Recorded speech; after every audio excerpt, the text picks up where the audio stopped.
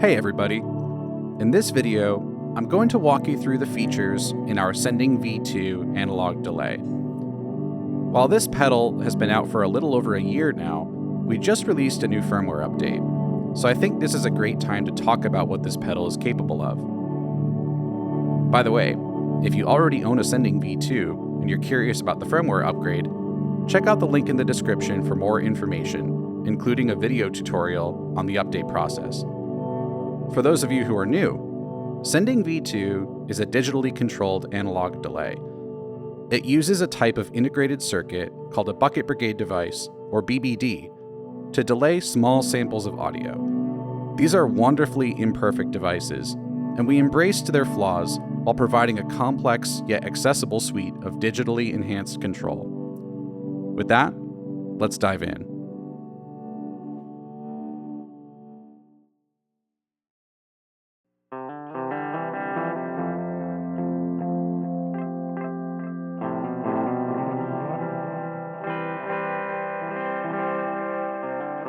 Let's start with the basic controls. Sending has many of the familiar elements of other delays, but it's good to establish a footing for the more esoteric functions to come. The time knob is the centerpiece of any delay pedal, and this was no exception. Sending's time knob has a huge range, from basically comb filtering all the way down to a second using the front panel control. We can push this even farther, but we'll come back to that. The feedback control changes the number of repeats by feeding the output of the delay back into its input. You can get a single repeat. You can get a few repeats. You can get basically an infinite bed of echoes, or you can get runaway feedback that builds up. The mix knob is pretty self-explanatory, setting the relative level of delayed and dry signals. Here's full dry, and here's full wet.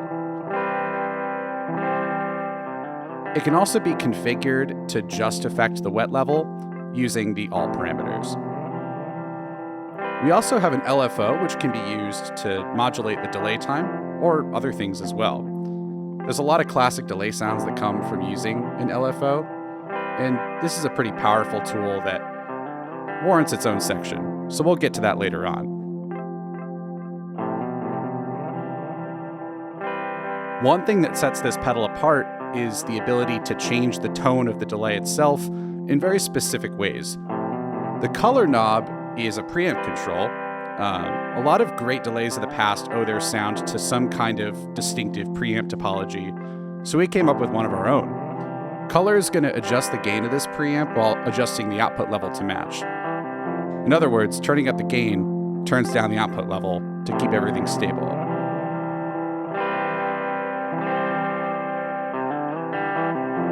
When you're in Trails bypass mode, you can also use this preamp as an always-on gain stage, which is really handy and also just sounds good.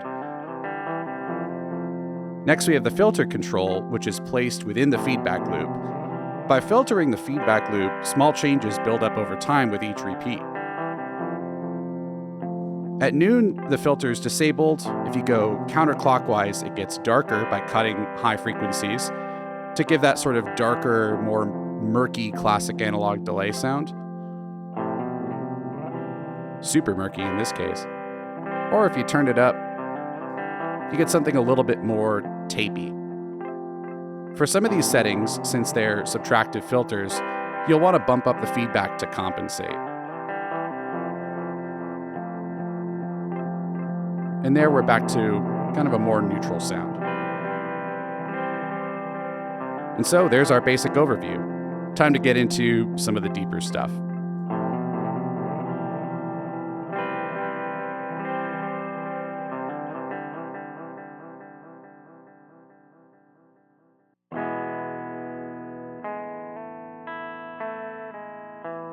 So briefly, I want to go over the Footswitches.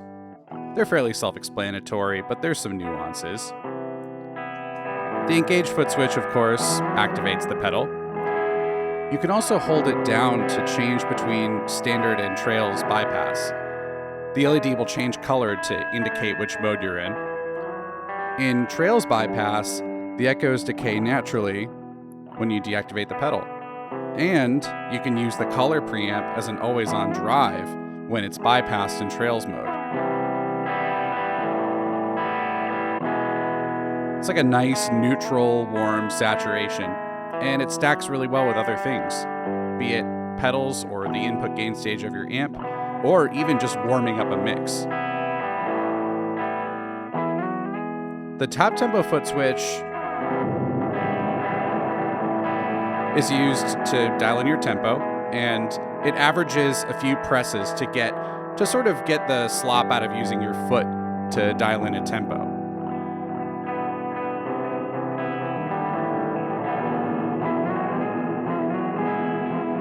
There's lots of ways to use it. By holding it down, you can engage the feedback swell function. And you can also, while holding it down, adjust the feedback that it swells to.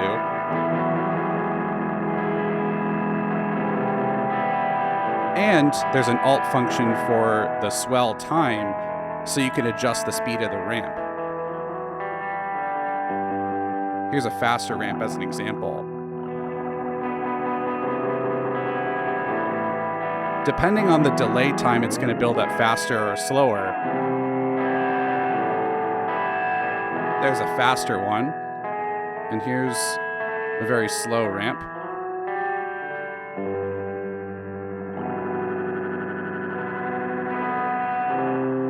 So there's a lot of expressive possibilities there.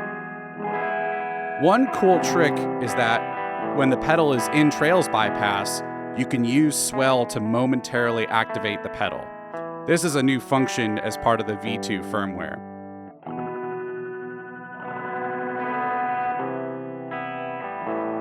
I really like using this in a performance setting to just inject some atmosphere or even some noise into a part.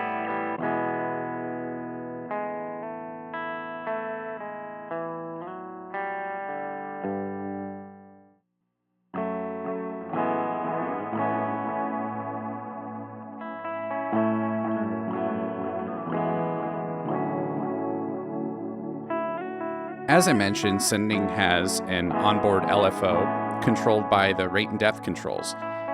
Delay and LFO go absolutely hand in hand. There are so many audio effects that are constructed by modulating a delay line. You have chorus, vibrato, flanger, there are even types of pitch shifting that all come from modulating delay lines. So we wanted to make this LFO intuitive and easy to use, but also have a lot of deeper, more powerful functions for those who seek them out. So we already talked about the rate and depth controls, but before we get into the deeper stuff, I want to explain an important part of the interface, which is the shift button. Shift unlocks secondary functions on all the controls as labeled in red, as well as some other stuff. So when you press shift and it's lit up, now all of the alt functions are active. Just a quick rundown of some of the other ones that aren't related to the LFO. You have time divisions, which is going to change the ratio at which the delay responds to tap tempo.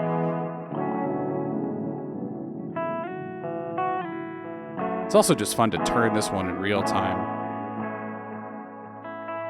We also have a volume trim, which is handy for matching the pedal to your rig. You can boost a few dB, or you can cut a few dB, and in the middle, it's calibrated right at 0 dB. We also have the mix mode, which goes between pan and normal. Pan is a crossfade, and normal means the mix control only affects the delayed signal.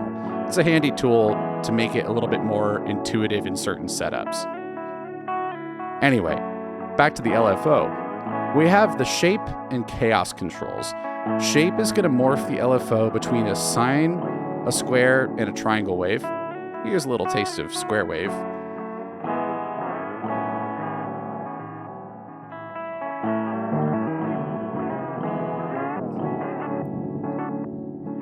It gets pretty wacky, which is pretty fun.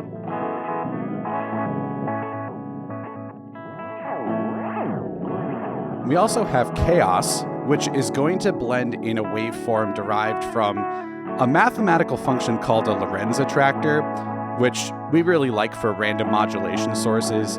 It traces a similar path, but never quite takes the same exact path every time. It sort of loops around in a way that is ever changing. So here's a little sample of that. Again, I'm going to turn this up to blend that in.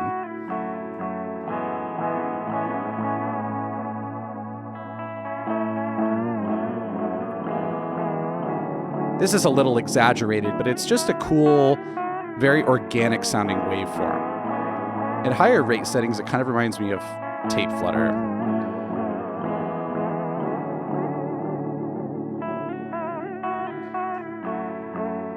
So there's a sampling of the LFO, and believe it or not, we can get even deeper into this. So as we go on, I'll show you exactly what that's about.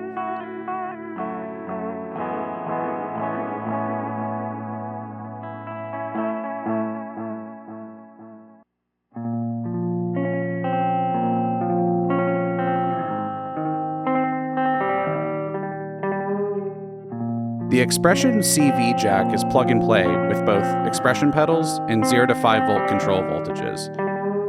Here we implement morphing style expression, where the expression controller or CV changes multiple parameters in tandem. So here's an example. I'm going to use my trusty Old Blood Noise expression slider. To start, you can clear expression assignments by pressing Shift and then long pressing the preset 1 button. Shift will blink to indicate the clear is successful. So now we're going to move the expression controller to its maximum and dial in a new setting.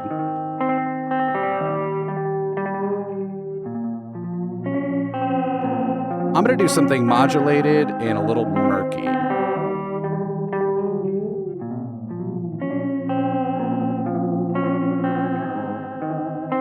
Now, when you move the expression slider back and forth,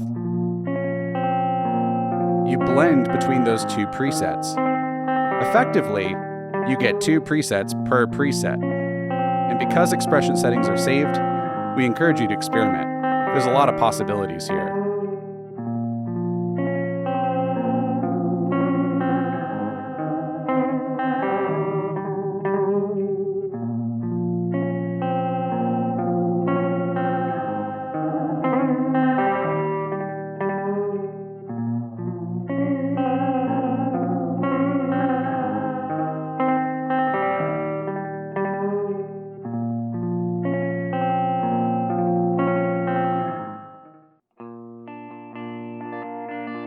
The insert jack is used to splice external effects onto the delayed signal. To be honest, the possibilities here are basically endless, so I'll let the sound clips do the talking. Here's some of my favorite sounds.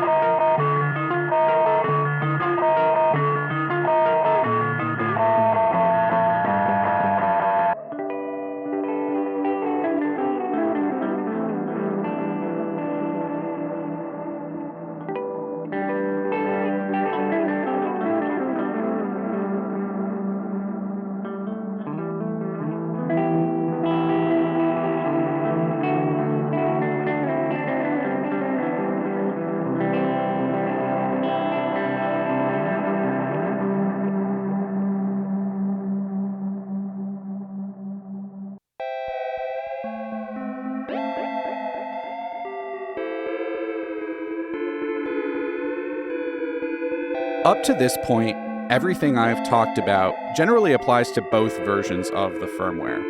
So now, I'd like to talk about the new stuff. Most of the update consists of small quality of life improvements, but we managed to sneak in a few new features along the way. The first is an Easter egg.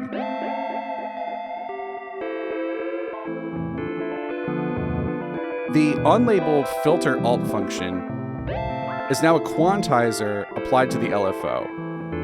Quantizing the LFO turns it from a gradual pitch bending waveform into steps that form arpeggios. So now you have pitch shifting that occurs in various intervals, which you can control using the filter alt.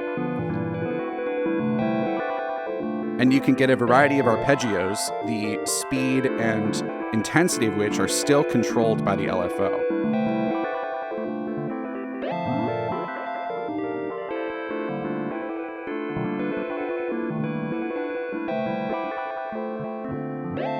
It can get a little crazy, so I like to run it on the slower side.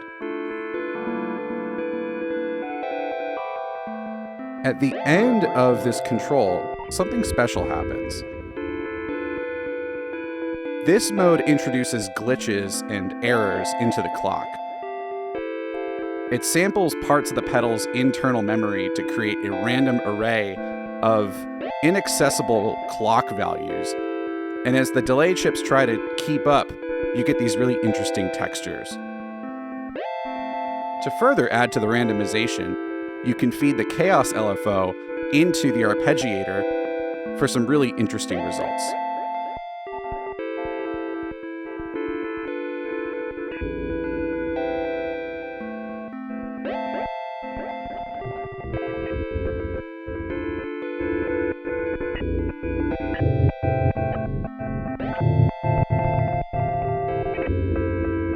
At this point, I think it's safe to say it almost feels like a new pedal.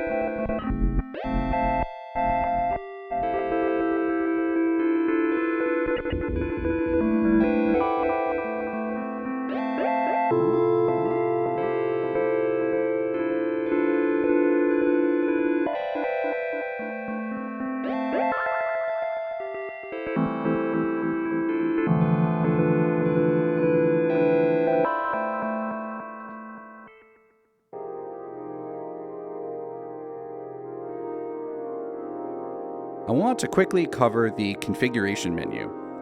This can be accessed when starting up the pedal.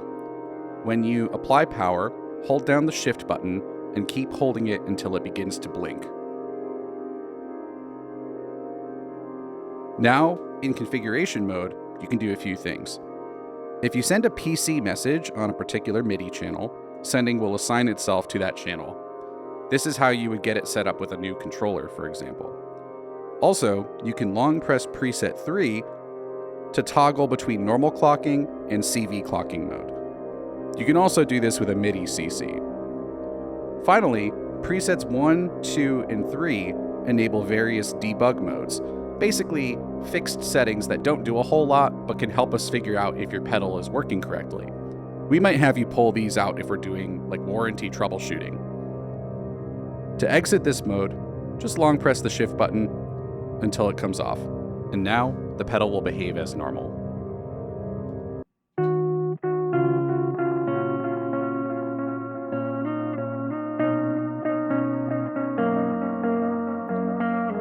The buttons labeled 1, 2, and 3 allow for quick saving and recall of presets. If you find a sound you like, simply hold down one of the buttons to save to that slot. Then, at any time, you can press the button again to recall that preset. If a preset is edited, it will blink. You can save it again to include the updated setting, or you can leave it knowing the preset is safely stored. When a preset is loaded, pressing it again will revert to whatever the control state was beforehand. We call this preset 0, and if you send PC 0, you'll get to this state as well. When the shift button is on, the preset buttons also have some additional functions. We'll cover those as they come up, and if you want more detail, definitely check out the written manual. In the meantime, here's some other cool sounds we have saved.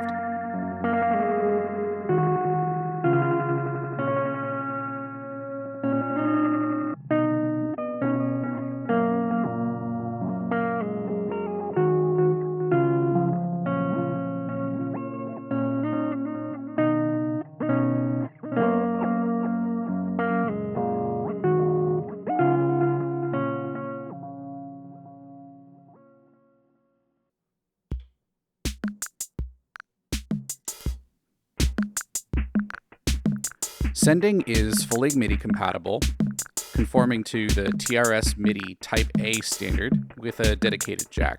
It's very plug and play. Sending works with a variety of MIDI messages. Here, we're synced to the MIDI clock coming from the Digitakt. We've got a knob assigned to CC89, which controls if we are ignoring the clock or not. You can see the LED is currently blue to indicate we're synced up, but if I turn this up, that LED turns white, and now we are able to go sort of free running here. Super fun if you're into that sort of thing. This knob is assigned to CC26, which controls the tempo division.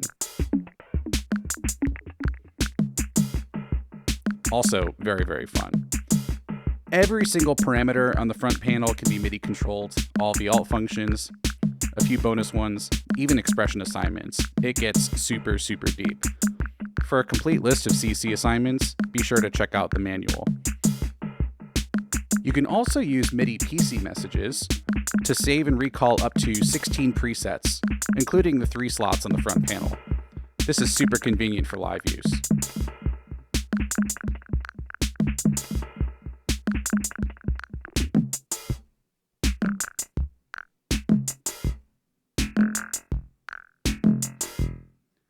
Anyway, I have way too much fun with this.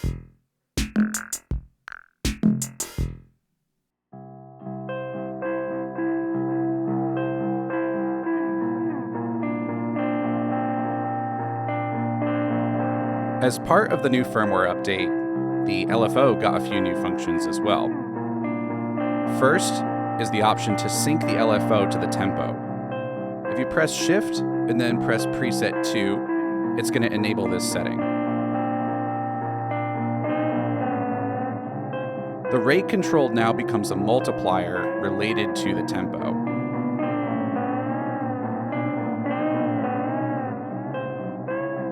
This is especially nice when syncing to a MIDI clock.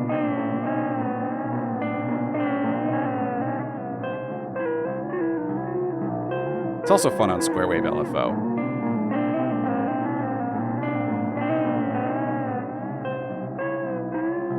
We also added a modulation matrix, which enables assigning the LFO to other parameters that aren't just the time control. To enter the modulation matrix, press Shift and then press preset 3. When preset 3 is blinking, the main 5 parameters that aren't the LFO, so time, filter, feedback, mix, and color, now become attenuverters for those respective parameters. First, we're going to turn the time to its center point, which essentially deassigns it from the LFO. Now, we're going to modulate the mix and the feedback at 100% by turning them fully clockwise. Then we're going to exit the mod matrix. And now you can kind of hear this ramping effect in the background. I'm going to do a really slow, dramatic sweep with a short delay time.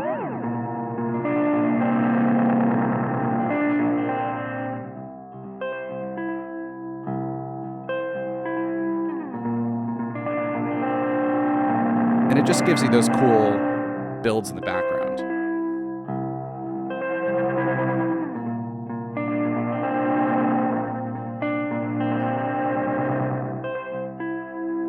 This is a neat tool for faux sidechaining effects or adding movement to something fairly static. There's a lot of really interesting sound design techniques that you can do here, especially by changing the shape of the LFO. But I'll leave that as an exercise to the viewer.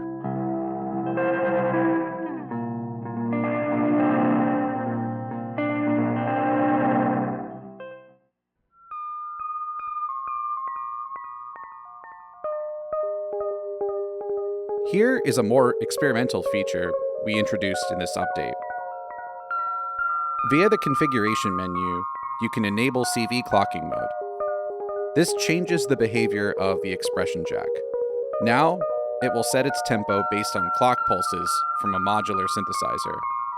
This is a global setting that's saved for the device. A couple of things to note. 1, you want to use a floating ring CV cable. And 2, you want to make sure that your clock pulses are in the 0 to 5 volt range for optimal performance. Here, I'm generating a clock from a quadrature LFO with subdivisions. Here we can listen to different ratios being fed to the CV input.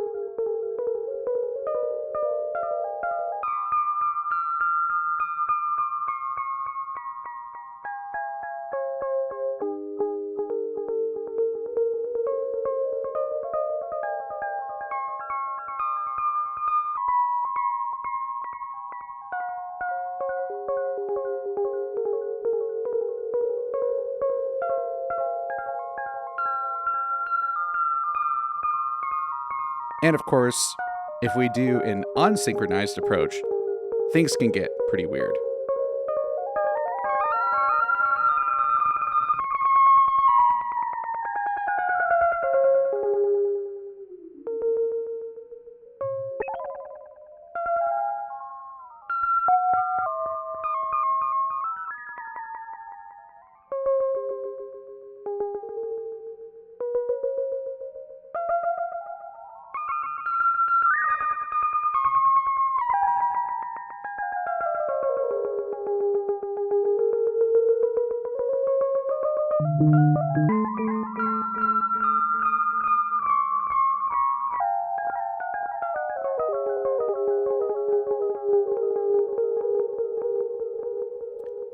Anyway, I could do this basically all day.